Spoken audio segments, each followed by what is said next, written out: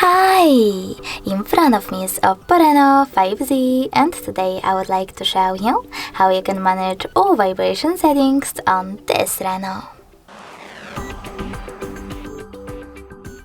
First of all, you need to access settings and choose sound and vibration section over here. Then scroll down and click on this sweater next to vibrate on ring. This way you can switch off or on vibrations for your incoming calls. You can also click on this sweater next to vibrate on silent to enable or disable vibrations while your device is muted. Finally, click on haptic and tones. And over here you can enable or disable touch vibrations by clicking on this sweater next to vibrate on touch. Thanks so much for watching. If you enjoyed this video, don't forget to leave a like, comment and subscribe. Bye!